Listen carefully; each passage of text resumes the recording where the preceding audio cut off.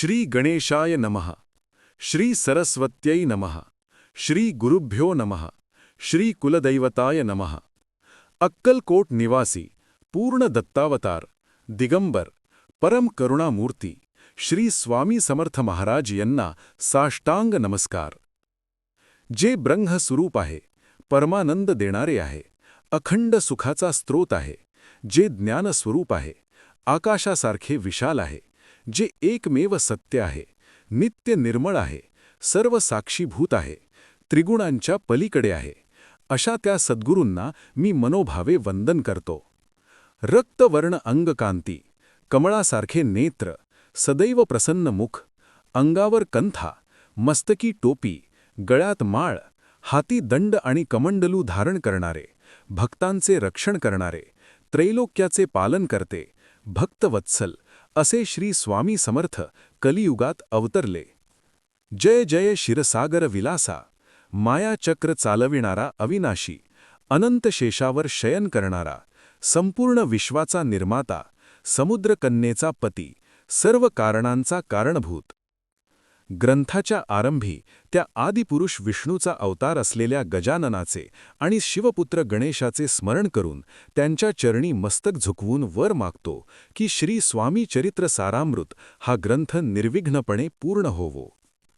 ज्या सरस्वती देवीने मूळ अज्ञानाचा नाश केला, अविद्येचा अरण्य छेदून टाकले, सद्बुद्धीचा प्रकाश दिला, अशा त्या विद्यादायिनी मातेला नमस्कार।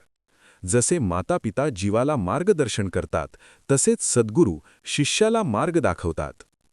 ब्रह्मा, विष्णू आणि महेश हे तीनही ज्यांचे अंश आहेत, अत्रिकुमार दत्तात्रेय स्वरूपात जे अवतरले, धर्मसंस्थापनेसाठी युगायुगात अवतार घेणारे, अक्कलकोटी श्री स्वामी समर्थ म्हणून जे प्रसिद्ध झाले, त्यांच्या लीलांचे वर्णन कोण करू शकेल?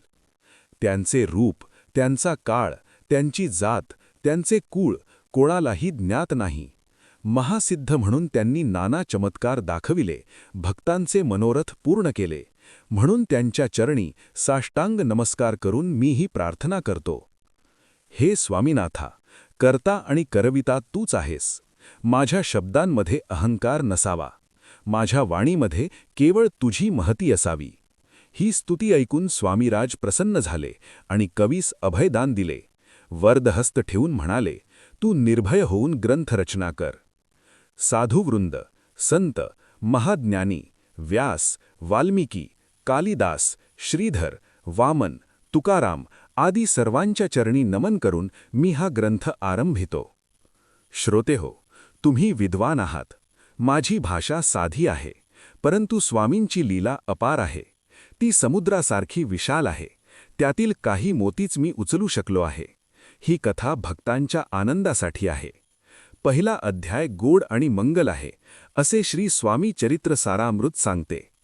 कामना धरून जो स्वामींचे भजन करतो, त्याचे मनोरथ पूर्ण होतात। निष्काम भक्तांना कैवल्य प्राप्त होते। अक्कलकोटी राचप्पा मोदी यांच्या घरी स्वामींचे वास्तव्य होते। त्या काळी विविध देशांतून भाविक दर्शनासाठी येत असत। एकदा एक